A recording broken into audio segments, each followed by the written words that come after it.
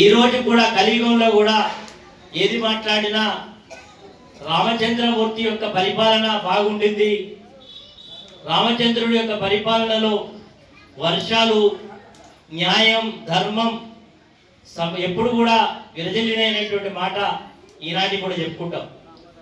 రామరాజ్యం కావాలంటాం, రామరాజ్య స్థాపన జరగాలంటాం. అంటే రాముడి యొక్క పరిపాలనలో ప్రజలందరూ కూడా సుఖశాంతులతోటి, భోగభాగ్యాలతోటి, ఎలాంటి కష్టాలు లేకుండా ఆ యుగంలో జరిగింది.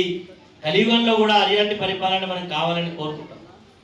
ఈరోజు మన భూపాలపల్లిలో వెంకటేశ్వర స్వామి యొక్క ఆలయంలో ఎంతో కన్నుల పండుగగా ఇప్పుడే కళ్యాణాన్ని మనం పూర్తి చేసుకున్నాం.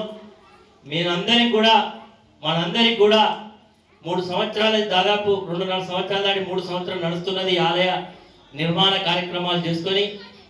మరి ఇంకా పనులు పూర్తి కావాల్సి ఉన్నాయి. మొన్ననే ఈ ఆలయానికి సంబంధించినటువంటి శిల్పిని పిలిపించి తొందరగా ఈ యొక్క ఆలయం యొక్క పనులు పూర్తి కావాలని వారిని కోరడం జరిగింది. 1వ తారీఖు ఏప్రిల్ తర్వాత తిరిగి మిగిలిపోయినటువంటి పనులన్నీ కూడా పూర్తి చేసుకునేటువంటి ఒక మహత్తర కార్యక్రమాన్ని మనం పూర్తి చేసుకోబోతా ఉన్నాం. అదేవిధంగా ఆలయం అంటే ఒక వ్యక్తితో జరిగేది కార్యక్రమం కాదు. ఆలయం అంటే మనందరిది.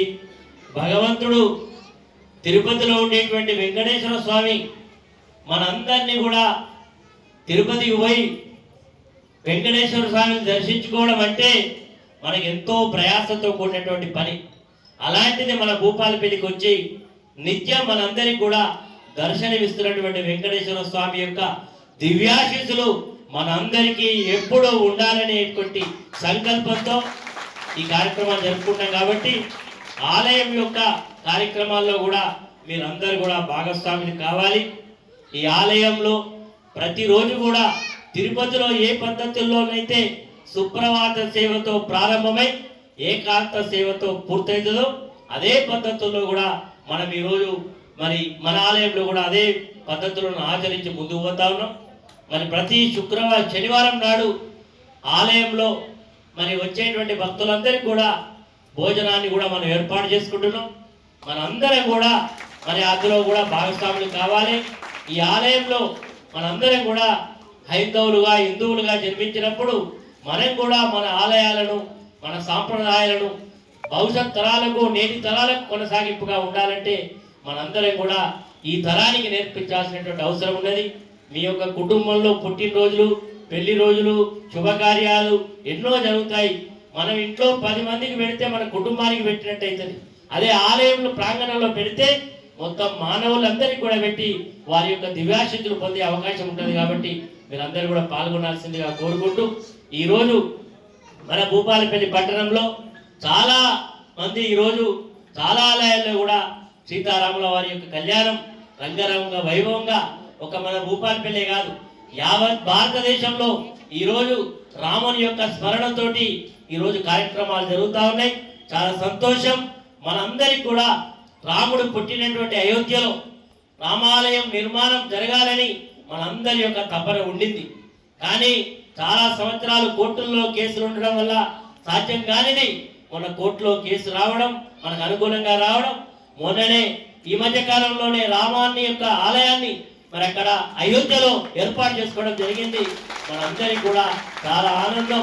రాముడు పుట్టినటువంటి ప్రాంతంలో రామాలయాన్ని ఈరోజు ఎంతో పెద్దగా, అదంతా కూడా ట్రస్ట్, మరి ప్రభుత్వం చేస్తున్నటువంటి కార్యక్రమం కాదు. రాముడి యొక్క ఆలయ నిర్మాణంలో భారతదేశమే కాదు ప్రపంచంలో ఉండే మన భారతీయులు, మన హిందువులందరూ కూడా అందులో భాగస్వాములై ఈరోజు ఆలయాన్ని ఎంతో ఘనంగా నిర్మించుకోవడం జరిగింది. ఈ యొక్క పరంపర ఈరోజు అయోధ్యలోనే కాదు ప్రతి గ్రామంలో కూడా ఆలయాలు కట్టాలనేటువంటి ఆలోచన రావడం చాలా సంతోషం. మరి ఈరోజు మనందరం కూడా ఎక్కడ ఆలయాలు నిర్మించినా మనందరం కూడా భాగస్వాములు కావాలి.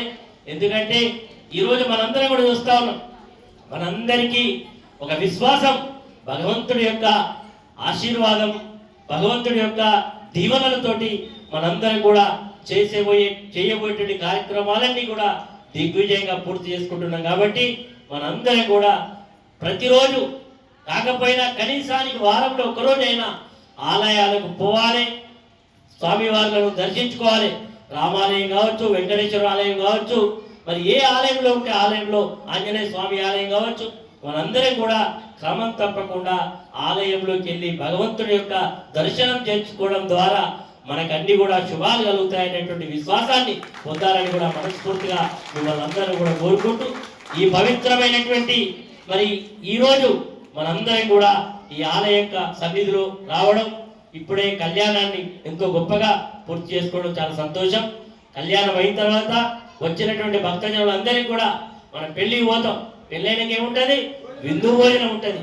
ఇక్కడ కూడా మన విందు భోజనాన్ని ఆరగించే మీరందరూ కూడా రామచంద్ర సీతారాముల యొక్క కళ్యాణ యొక్క విందు భోజనాన్ని ఆరగించండి.